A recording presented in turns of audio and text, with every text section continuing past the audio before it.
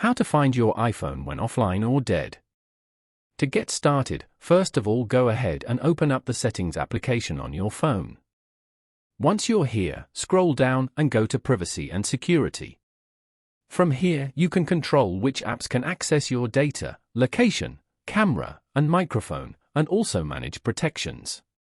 Tap on Location Services at the top.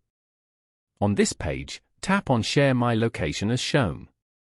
Then, go to Find My iPhone. Turn on Find My iPhone at the top. After that, turn on Find My Network so the device can be found when offline. And then, turn on Send Last Location so it shares the last known spot before the battery dies. Return to the home screen and open the Find My app. Following these steps, you can easily find your iPhone when offline or dead. Thank you for watching.